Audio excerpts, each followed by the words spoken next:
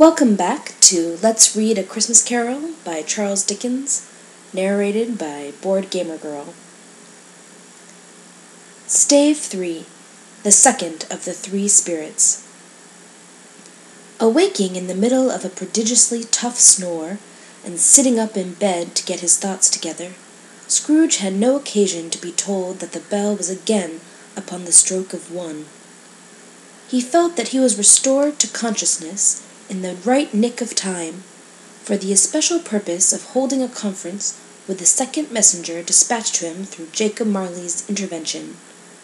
But finding that he turned uncomfortably cold when he began to wonder which of his curtains this new spectre would draw back, he put them every one aside with his own hands, and lying down again, established a sharp lookout all round the bed, for he wished to challenge the spirit on the moment of its appearance, and did not wish to be taken by surprise and made nervous.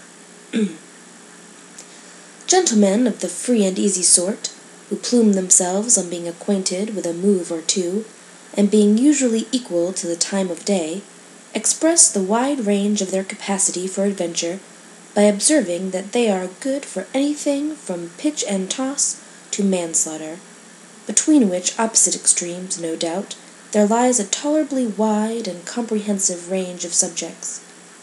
Without venturing for Scrooge quite as heartily as this, I don't mind calling on you to believe that he was ready for a good broad field of strange appearances, and that nothing between a baby and a rhinoceros would have astonished him very much.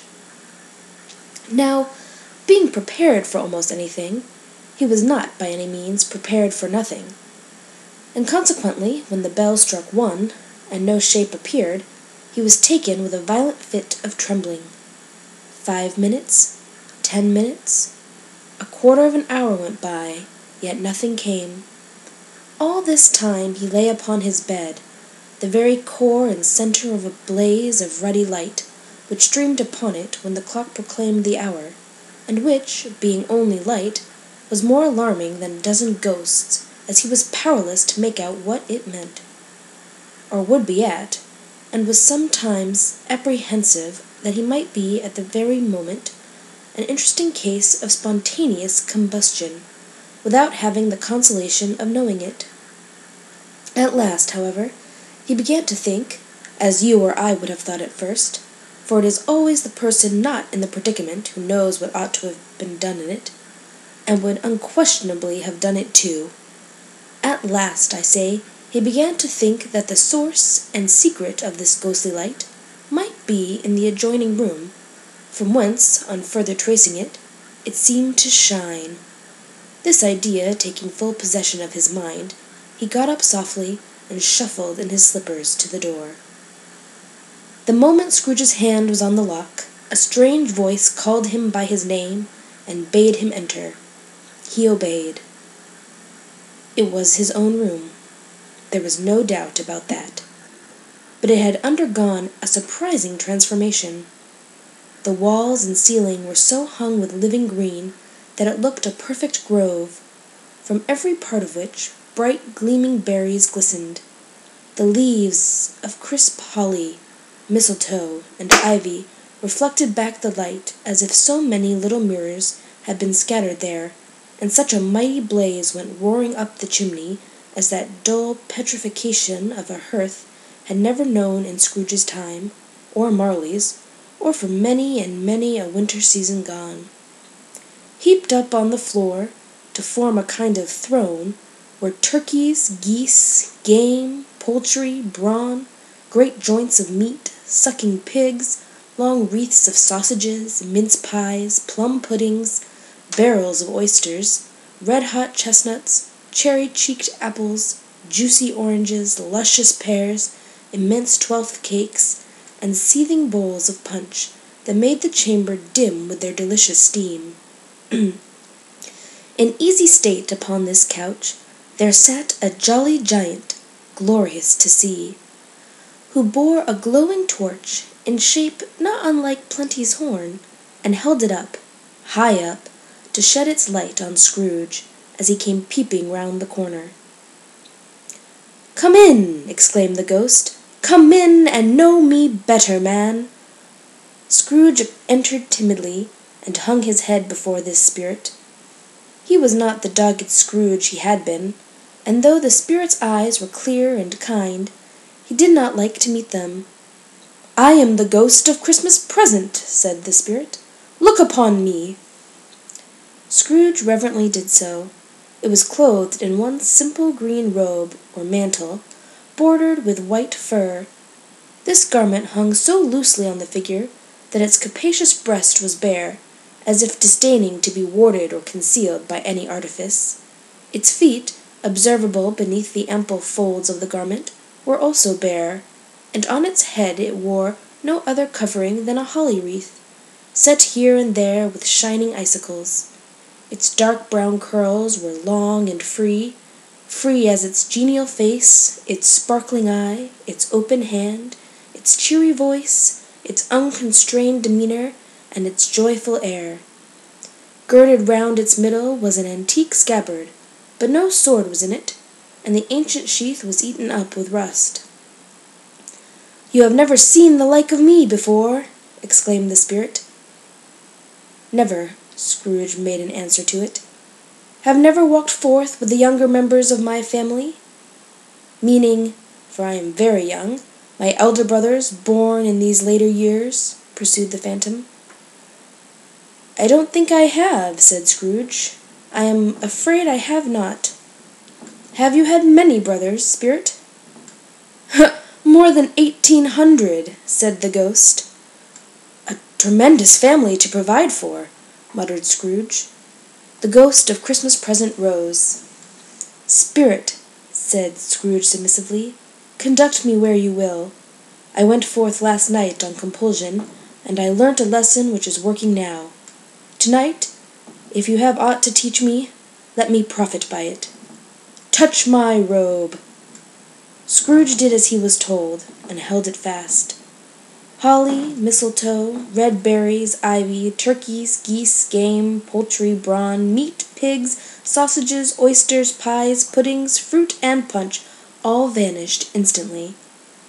So did the room, the fire, the ruddy glow, the hour of night, and they stood in the city streets on Christmas morning, where, for the weather was severe, the people made a rough but brisk and not unpleasant kind of music, in scraping the snow from the pavement in front of their dwellings, and from the tops of their houses, whence it was mad delight to the boys to see it come plumping down into the road below, and splitting into artificial little snowstorms. The house fronts looked black enough, and the windows blacker, contrasting with the smooth white sheet of snow upon the roofs, and with the dirtier snow upon the ground, which last deposit had been ploughed up in deep furrows by the heavy wheels of carts and wagons, furrows that crossed and recrossed each other hundreds of times, where the great streets branched off and made intricate channels, hard to trace in the thick yellow mud and icy water. The sky was gloomy, and the shortest streets were choked up with a dingy mist, half thawed, half frozen, whose heavier particles descended in a shower of sooty atoms, as if all the chimneys in Great Britain had, by one consent, caught fire and were blazing away to their dear hearts' content. There was nothing very cheerful in the climate or the town, and yet was there an air of cheerfulness abroad that the clearest summer air and brightest summer sun might have endeavored to diffuse in vain. For the people who were shoveling away on the housetops were jovial and full of glee, calling out to one another from the parapets, and now and then exchanging a facetious snowball, better-natured missile far than many a wordy jest, laughing heartily if it went right, and not less heartily if it went wrong. The poulterers' shops were still half open, and the fruiterers were radiant in their glory. There were great, round, pot-bellied baskets of chestnuts, shaped like the waistcoats of jolly old gentlemen, lolling at their doors and tumbling out into the street in their apoplectic opulence. There were ruddy, brown-faced, broad-girthed Spanish onions, shining in the fatness of their growth like Spanish friars, and winking from their shelves in wanton slyness at the girls as they went by, and glanced demurely at the hung-up mistletoe. There were pears and apples clustered high in blooming pyramids. There were bunches of grapes, made in the shopkeeper's benevolence, to dangle from conspicuous hooks, that people's mouths might water gratis as they passed. There were piles of filberts, mossy and brown, recalling in their fragrance ancient walks among the woods, and pleasant shufflings ankle-deep through withered leaves.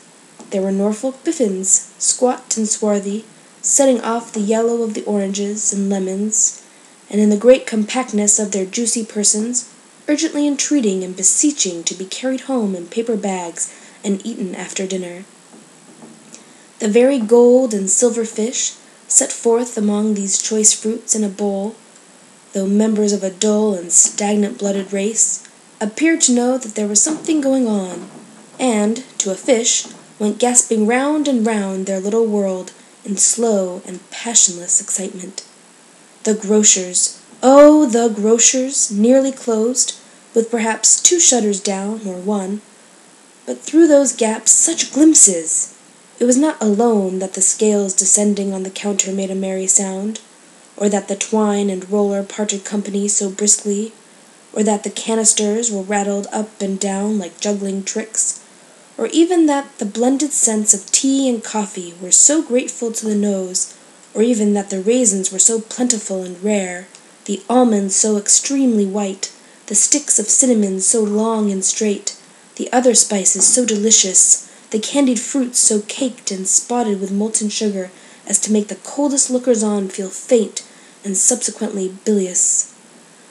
Nor was it that the figs were moist and pulpy, or that the French plums blushed in modest tartness from their highly decorated boxes, or that everything was good to eat and in its Christmas dress, but the customers were all so hurried and so eager in the hopeful promise of the day that they tumbled up against each other at the door, crashing their wicker baskets wildly, and left their purchases upon the counter, and came running back to fetch them, and committed hundreds of the like mistakes, in the best humour possible, while the grocer and his people were so frank and fresh that the polished hearts with which they fastened their aprons behind might have been their own, worn outside for general inspection, and for Christmas daws to peck at if they chose. But soon the steeples called good people all to church and chapel, and away they came, flocking through the streets in their best clothes and with their gayest faces. And at the same time there emerged from scores of by-streets, lanes, and nameless turnings innumerable people carrying their dinners to the bakers' shops. The sight of these poor revellers appeared to interest the spirit very much, for he stood with Scrooge beside him in a baker's doorway, and taking off the covers as their bearers passed, sprinkled incense on their dinners from his torch.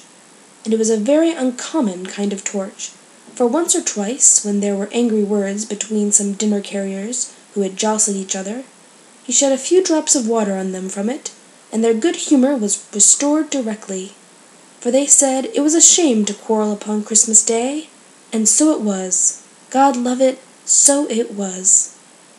In time the bells ceased, and the bakers were shut up, and yet there was a genial shadowing forth of all these dinners, and the progress of their cooking, and the thawed blotch of wet above each baker's oven, where the pavement smoked as if its stones were cooking too. "Is there a peculiar flavour in what you sprinkle from your torch?" asked Scrooge. "There is. My own."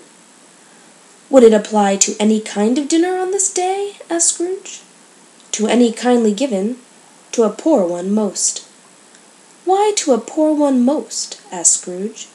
"Because it needs it most." "Spirit," said Scrooge, after a moment's thought, "I wonder you, of all the beings in the many worlds about us, should desire to cramp these people's opportunities of innocent enjoyment." "I?" cried the spirit. "You would deprive them of their means of dining every 7th day, often the only day on which they can be said to dine at all," said Scrooge. "Wouldn't you?" "I?" cried the spirit. "You seek to close these places on the 7th day?" said Scrooge, "and it comes to the same thing." "I seek!" exclaimed the spirit. "Forgive me if I am wrong. It has been done in your name, or at least in that of your family," said Scrooge. "There are some upon this earth of yours," returned the spirit, "who lay claim to know us, and who do their deeds of passion, pride, ill will, hatred, envy, bigotry, and selfishness in our name, who are as strange to us and all our kith and kin as if they had never lived. Remember that, and charge their doings on themselves, not us." Scrooge promised that he would, and they went on, invisible, as they had been before, into the suburbs of the town. It was a remarkable quality of the ghost, which Scrooge had observed at the baker's, that notwithstanding his gigantic size, he could accommodate himself to any place with ease, and that he stood beneath a low roof quite as gracefully and like a supernatural creature as it was possible he could have done in any lofty hall. And perhaps it was the pleasure the good spirit had in showing off this power of his, or else it was his own kind, generous, hearty nature, and his sympathy with all poor men, that led him straight to Scrooge's clerk's. For there he went, and took Scrooge with him, holding to his robe, and on the threshold of the door the spirit smiled, and stopped to bless Bob Cratchit's dwelling with the sprinkling of his torch. Think of that! Bob had but 15 bob a week himself. He pocketed on Saturdays, but 15 copies of his Christian name. And yet the ghost of Christmas present blessed his 4-roomed house. Then up rose Mrs. Cratchit, Cratchit's wife, dressed out but poorly in a twice-turned gown, but brave in ribbons, which are cheap and make a goodly show for 6 pence, and she laid the cloth, assisted by Belinda Cratchit, second of her daughters, also brave in ribbons, while Master Peter Cratchit plunged a fork into the saucepan of potatoes, and getting the corners of his monstrous shirt-collar, Bob's private property, conferred upon his son and heir in honor of the day, into his mouth, rejoiced to find himself so gallantly attired, and yearned to show his linen in the fashionable parks. And now 2 smaller Cratchits, boy and girl, came tearing in, screaming that outside the baker's they had smelt the goose, and known it for their own, and basking in luxurious thoughts of sage and onion, these young Cratchits danced about the table, and exalted Master Peter Cratchit to the skies, while he, not proud, although his collars nearly choked him, blew the fire until the slow potatoes, bubbling up, knocked loudly at the saucepan lid to be let out and peeled. "What has ever got your potato, precious father, then?" said Mrs. Cratchit, "and your brother, Tiny Tim? And Martha weren't as late last Christmas Day by half an hour." "Here's Martha, mother," said a girl, appearing as she spoke. "Here's Martha, mother," cried the 2 young Cratchits. "Hurrah! There's such a goose, Martha!" "Why, bless your heart alive, my dear, how late you are!" said Mrs. Cratchit, kissing her a dozen times, and taking off her shawl and bonnet for her with officious zeal. "We'd a deal of work to finish up last night," replied the girl, "and had to clear away this morning, mother." "Well, never mind so long as you are come," said Mrs. Cratchit. "Sit ye down before the fire, my dear, and have a warm, Lord bless ye." "No, no, there's father coming," cried the 2 young Cratchits, who were everywhere at once. "Hide, Martha, hide!" So Martha hid herself, and in came little Bob the father, with at least 3 feet of comforter exclusive of the fringe, hanging down before him, and his threadbare clothes darned up and brushed to look seasonable, and Tiny Tim upon his shoulder. Alas for Tiny Tim! He bore a little crutch, and had his limbs supported by an iron frame. "Why, where's our Martha?" cried Bob Cratchit, looking round. "Not coming," said Mrs. Cratchit. "Not coming!" said Bob, with a sudden declension in his high spirits, for he had been Tim's blood-horse all the way from church, and had come home rampant. "Not coming upon Christmas Day?" Martha didn't like to see him disappointed, if it were only in joke, so she came out prematurely from behind the closet door, and ran into his arms, while the 2 young Cratchits hustled Tiny Tim, and bore him off into the wash-house, that he might hear the pudding singing in the copper. "And how did little Tim behave?" asked Mrs. Cratchit, when she had rallied Bob on his credulity, and Bob had hugged his daughter to his heart's content. "As good as gold," said Bob, "and better. Somehow he gets thoughtful, sitting by himself so much, and thinks the strangest things you ever heard. He told me, coming home, that he hoped the people saw him in the church, because he was a cripple, and it might be pleasant to them to remember upon Christmas Day who made lame beggars walk and blind men see." Bob's voice was tremulous when he told them this, and trembled more when he said that Tiny Tim was growing strong and hearty. His active little crutch was heard upon the floor, and back came Tiny Tim before another word was spoken, escorted by his brother and sister to the stool before the fire, and while Bob, turning up his cuffs, as if, poor fellow, they were capable of being made more shabby, compounded some hot mixture in a jug with gin and lemons, and stirred it round and put it on the hob to simmer. Master Peter and the two ubiquitous young Cratchits went to fetch the goose, with which they soon returned in high procession. Such a bustle ensued that you might have thought a goose the rarest of all birds, a feathered phenomenon, to which a black swan was a matter of course, and in truth it was something very like it in that house. Mrs. Cratchit made the gravy, ready beforehand in a little saucepan, hissing hot. Master Peter mashed the potatoes with incredible vigor. Miss Belinda sweetened up the applesauce. Martha dusted the hot plates. Bob took Tiny Tim beside him in a tiny corner at the table. The two young Cratchits set chairs for everybody, not forgetting themselves, and mounting guard upon their posts, crammed spoons into their mouths, lest they should shriek for goose before their turn came to be helped. At last the dishes were set on, and grace was said. It was succeeded by a breathless pause, as Mrs. Cratchit, looking slowly all along the carving-knife, prepared to plunge it in the breast, but when she did, and when the long-expected gush of stuffing issued forth, one murmur of delight arose all around the board, and even Tiny Tim, excited by the two young Cratchits, beat on the table with the handle of his knife, and feebly cried, "Hurrah!" There never was such a goose. Bob said he didn't believe there ever was such a goose cooked.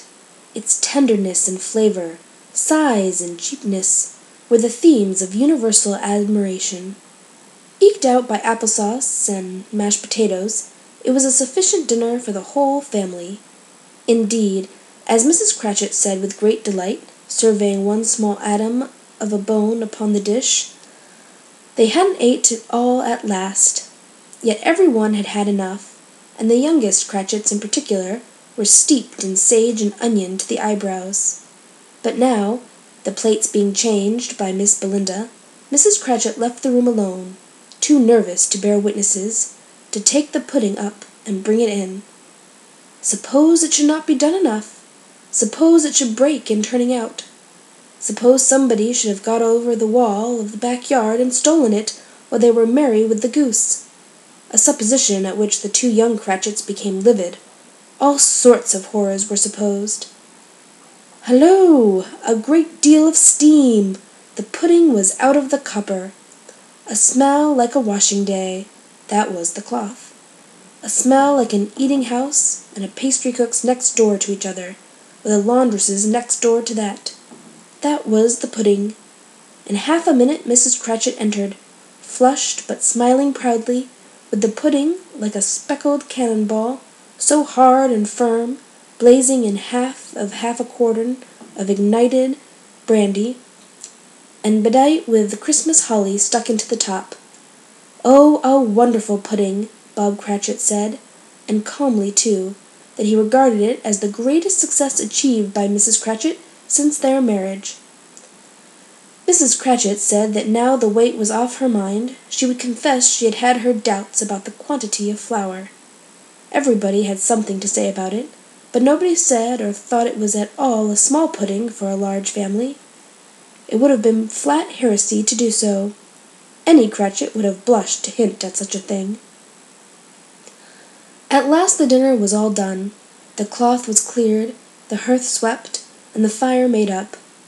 The compound in the jug being tasted, and considered perfect, apples and oranges were put upon the table, and a shovelful of chestnuts on the fire. Then all the Cratchit family drew round the hearth, in what Bob Cratchit called a circle, meaning half a one, and at Bob Cratchit's elbow stood the family display of glass, 2 tumblers and a custard cup, without a handle. These held the hot stuff from the jug, however, as well as golden goblets would have done, and Bob served it out with beaming looks, while the chestnuts on the fire sputtered and cracked noisily. Then Bob proposed, "A Merry Christmas to us all, my dears. God bless us," which all the family re-echoed. "God bless us, everyone," said Tiny Tim, the last of all. He sat very close to his father's side upon his little stool. Bob held his withered little hand in his, as if he loved the child and wished to keep him by his side, and dreaded that he might be taken from him. "Spirit," said Scrooge, with an interest he had never felt before, "tell me if Tiny Tim will live." "I see a vacant seat," replied the ghost, "in the poor chimney corner, and a crutch without an owner, carefully preserved. If these shadows remain unaltered by the future, the child will die." "No, no," said Scrooge. "Oh, no, kind spirit. Say he will be spared." "If these shadows remain unaltered by the future, none other of my race," returned the ghost, "will find him here." "What then? If he be like to die, he had better do it, and decrease the surplus population." Scrooge hung his head to hear his own words quoted by the spirit, and was overcome with penitence and grief. "Man," said the ghost, "if man you be in heart, not adamant, forbear that wicked cant until you have discovered what the surplus is, and where it is. Will you decide what men shall live, what men shall die? It may be that in the sight of heaven you are more worthless and less fit to live than millions like this poor man's child. O God, to hear the insect on the leaf pronouncing on the too much life among his hungry brothers in the dust." Scrooge bent before the ghost's rebuke, and trembling cast his eyes upon the ground, but he raised them speedily on hearing his own name. "Mr. Scrooge," said Bob, "I'll give you Mr. Scrooge, the founder of the feast." "The founder of the feast, indeed!" cried Mrs. Cratchit, reddening. "I wish I had him here. I'd give him a piece of my mind to feast upon, and I hope he'd have a good appetite for it." "My dear," said Bob, "the children! Christmas Day!" "It should be Christmas Day, I am sure," said she, "on which one drinks the health of such an odious, stingy, hard, unfeeling man as Mr. Scrooge. You know he is, Robert. Nobody knows it better than you do, poor fellow."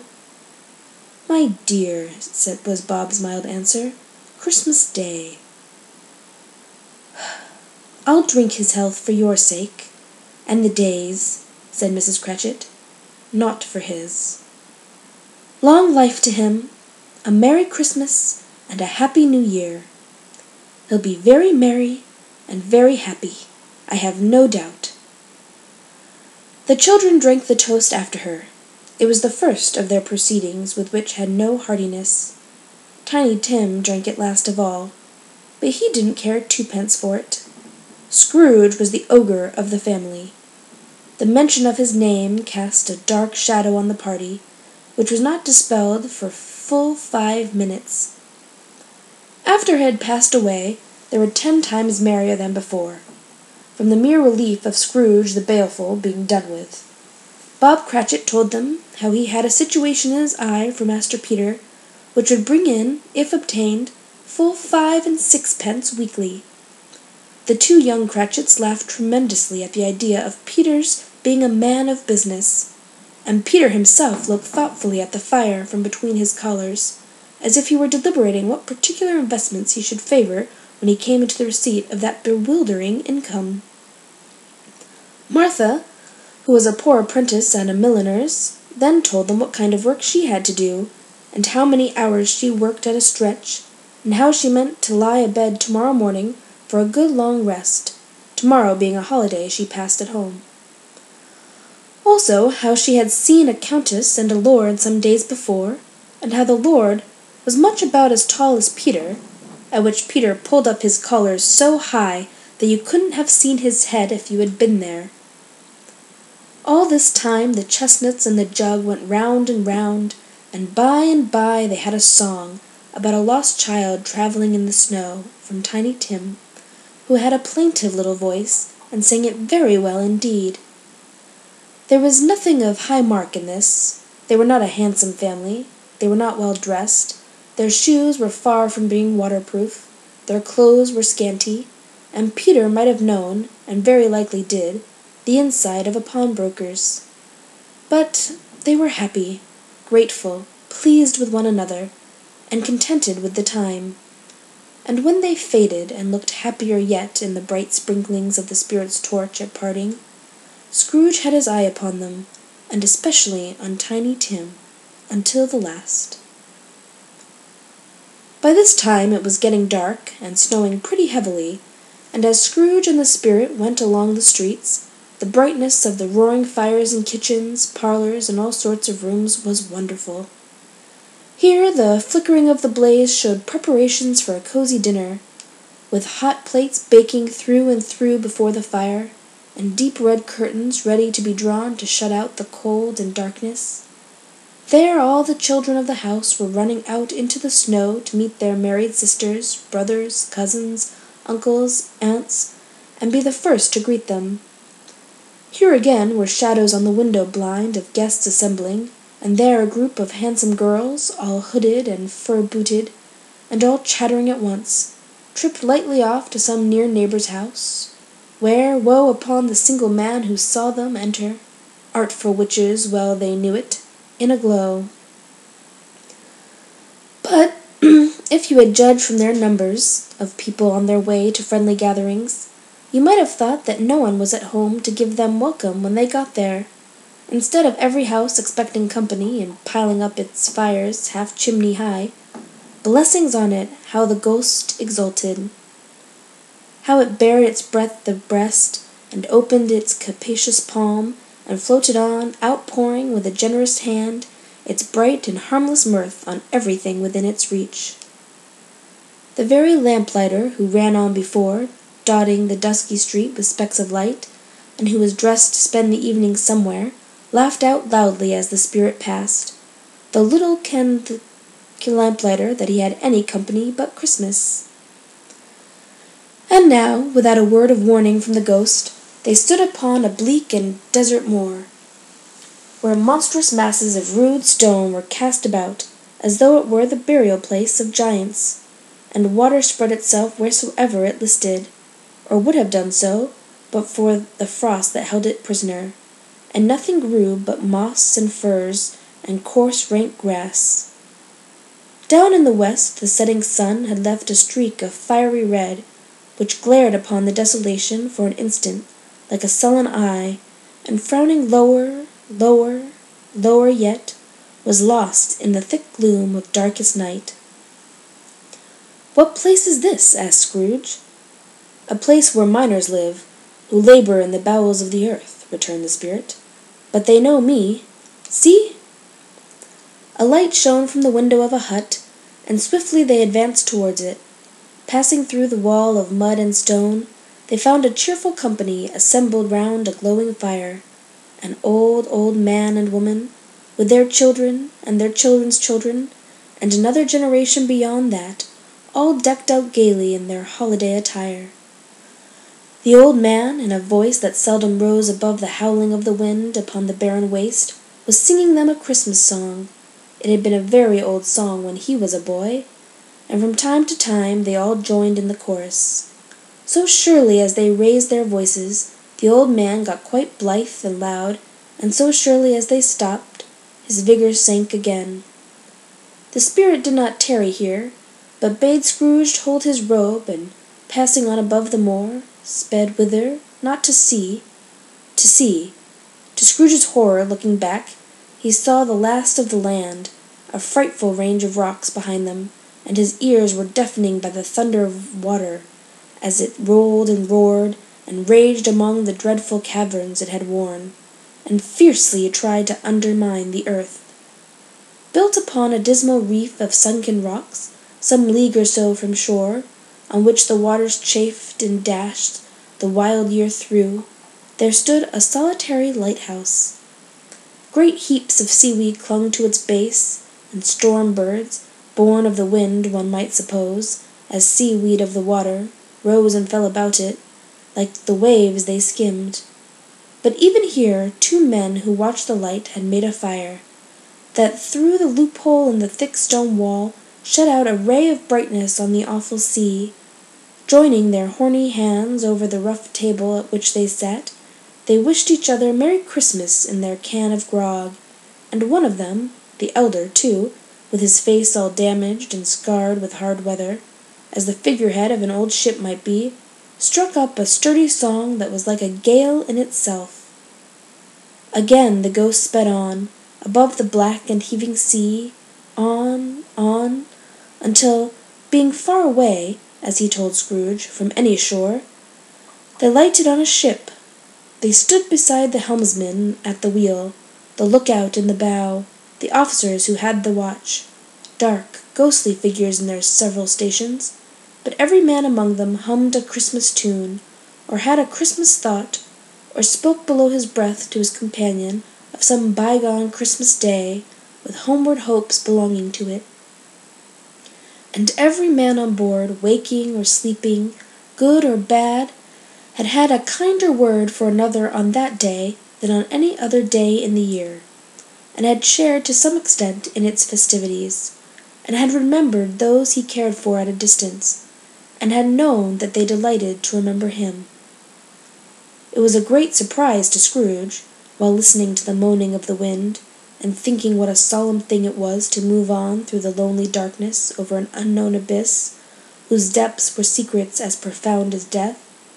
It was a great surprise to Scrooge, while thus engaged, to hear a hearty laugh.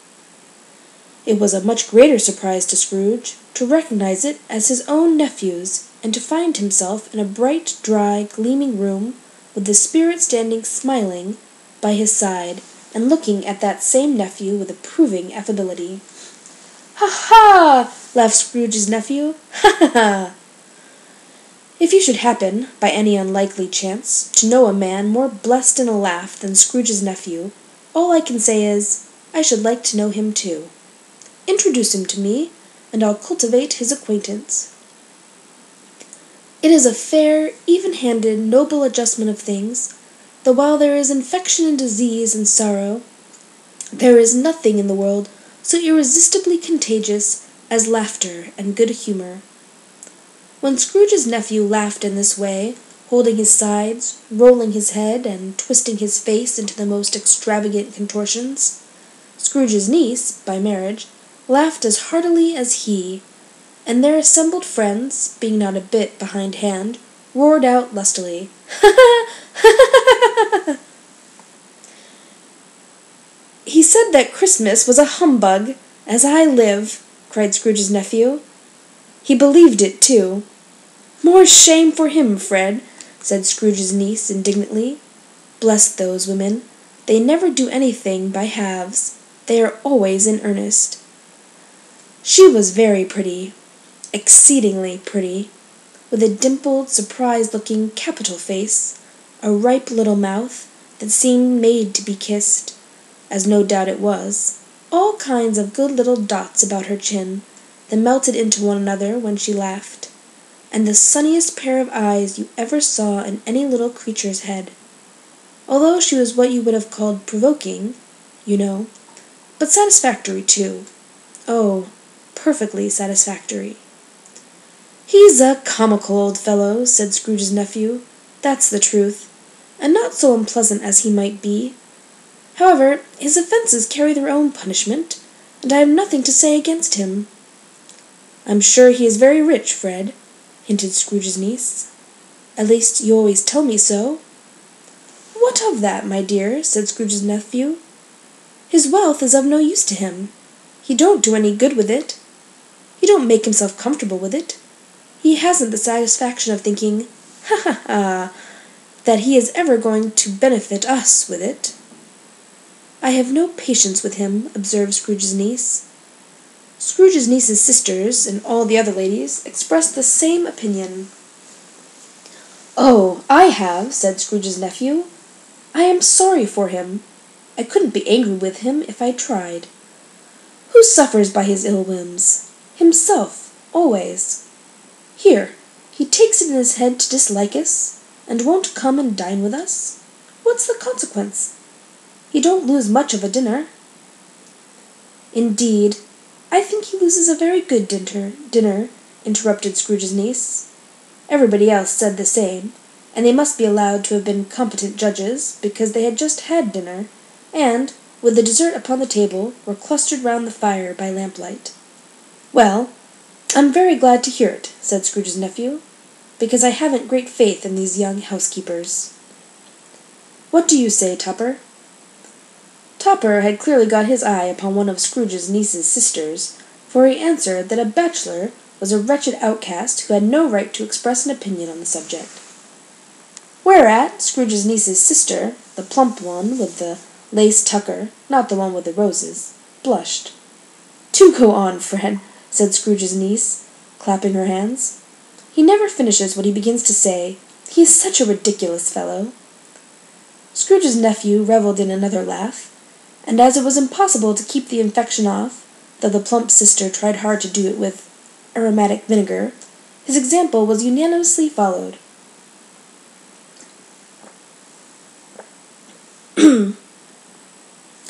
"I was only going to say," said Scrooge's nephew, "that the consequence of his taking a dislike to us, and not making merry with us, is, as I think, that he loses some pleasant moments, which could do him no harm. I am sure he loses pleasanter companions than he can find in his own thoughts, either in his mouldy old office or his dusty chambers. I mean to give him the same chance every year, whether he likes it or not, for I pity him. He may rail at Christmas till he dies, but he can't help thinking better of it, I defy him, if he finds me going there in good temper, year after year, and saying, 'Uncle Scrooge, how are you?' If it only puts him in the vein to leave his poor clerk £50, that's something. And I think I shook him yesterday." It was their turn to laugh now at the notion of his shaking Scrooge, but being thoroughly good-natured, and not much caring what they laughed at, so that they laughed at any rate, he encouraged them in their merriment, and passed the bottle joyously. After tea they had some music, for they were a musical family, and knew what they were about when they sung a glee or catch, I can assure you, especially Topper, who could growl away in the bass like a good one, and never swell the large veins in his forehead, or get red in the face over it. Scrooge's niece played well upon the harp, and played among other tunes a simple little air, a mere nothing, you might learn to whistle it in 2 minutes, which had been familiar to the child who fetched Scrooge from the boarding-school, as he had been reminded by the ghost of Christmas past. When this strain of music sounded, all the things that ghost had shown him came upon his mind. He softened more and more, and thought that if he could have listened to it often, years ago, he might have cultivated the kindness of life for his own happiness with his own hands, without resorting to the sexton's spade that buried Jacob Marley. But they didn't devote the whole evening to music. After a while they played at forfeits, for it is good to be children sometimes, and never better than at Christmas, when its mighty founder was a child himself. Stop. There was first a game at Blind Man's Bluff. Of course there was. And I no more believe Topper was really blind than I believe he had his eyes in his boots. My opinion is that it was a done thing between him and Scrooge's nephew, and that the ghost of Christmas Present knew it. The way he went after that plump sister in the lace tucker was an outrage on the credulity of human nature. Knocking down the fire-irons, tumbling over the chairs, bumping against the piano, smothering himself with the curtains. Wherever she went, there he went too. He always knew where the plump sister was. He wouldn't catch anybody else. If you had fallen up against him, as some of them did, on purpose, he would have made a feint of endeavoring to seize you, which would have been an affront to your understanding, and would instantly have sidled off in the direction of the plump sister. She often cried out that it wasn't fair, and it really was not. But when at last he caught her, when, in spite of all her silken rustlings and her rapid flutterings past him, he got her into a corner whence there was no escape, then his conduct was the most execrable. For his pretending not to know her, his pretending that it was necessary to touch her headdress, and further to assure himself of her identity by pressing a certain ring upon her finger, and a certain chain about her neck, was vile, monstrous.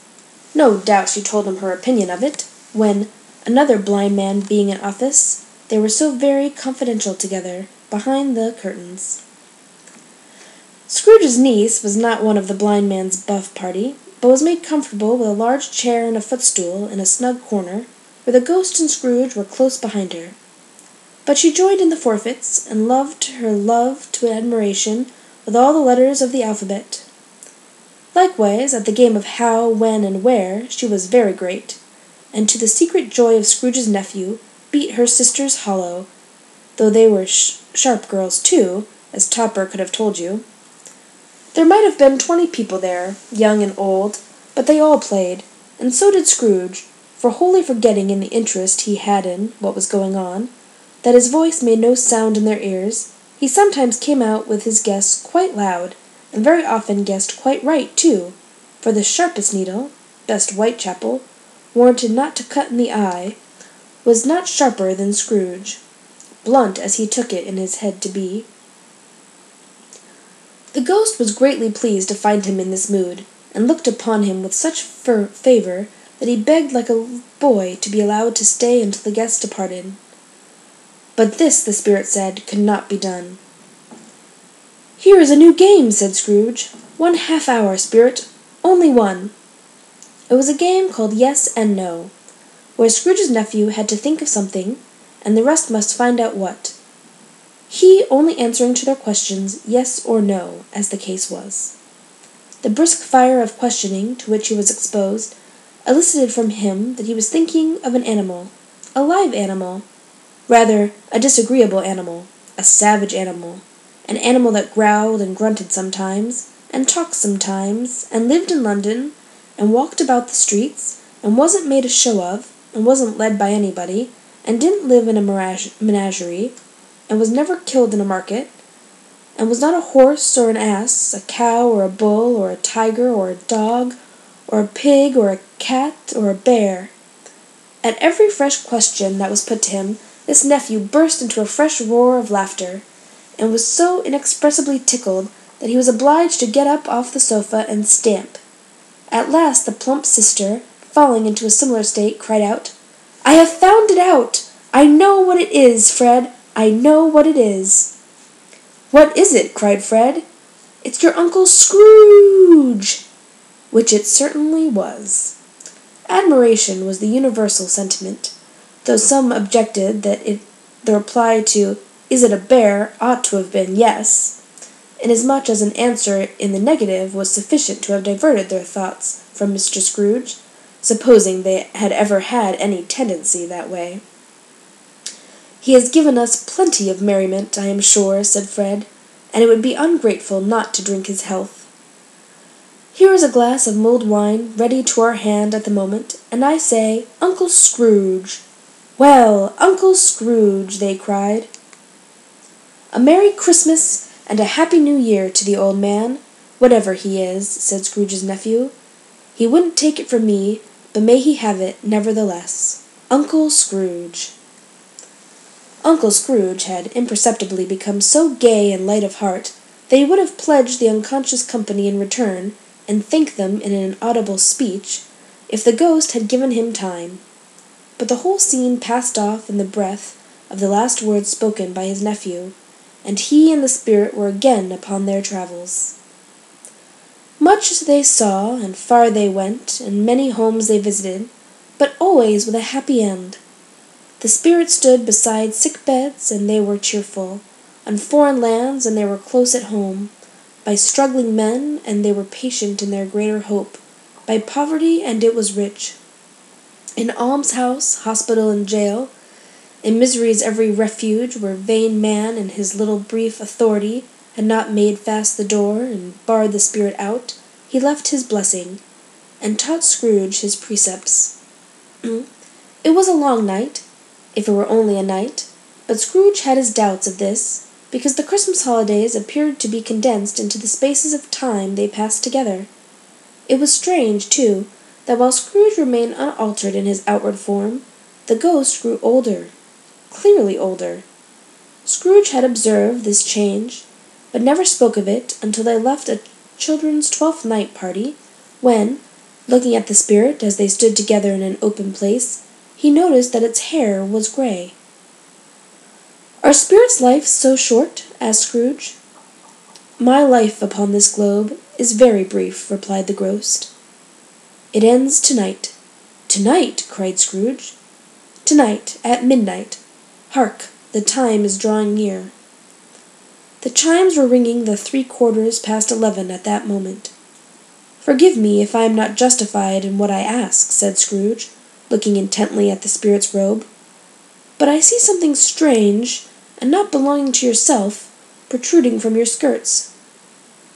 Is it a foot or a claw?" "It might be a claw, for the flesh there is upon it," was the spirit's sorrowful reply. "Look here."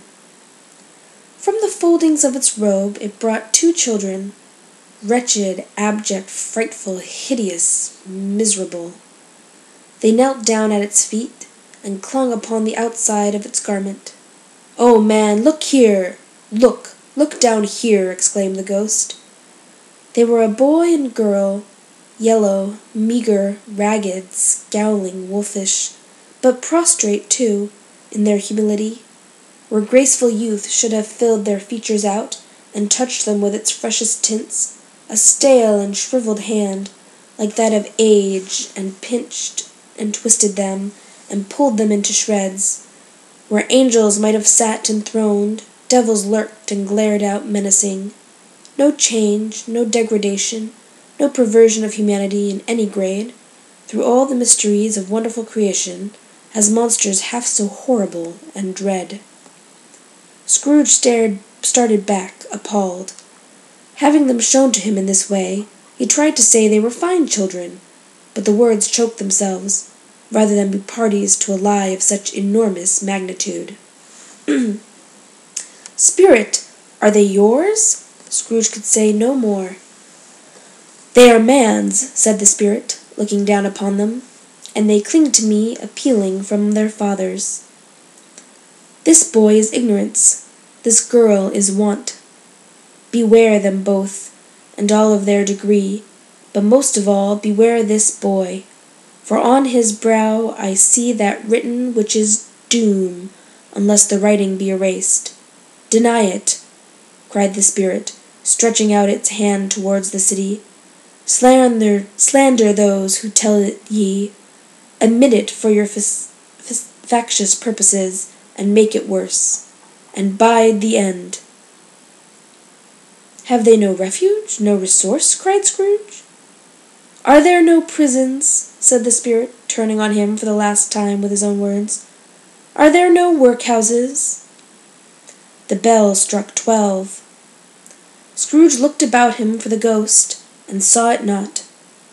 As the last stroke ceased to vibrate, he remembered the prediction of old Jacob Marley, and lifting up his eyes, beheld a solemn phantom, draped and hooded, coming like a mist along the ground towards him.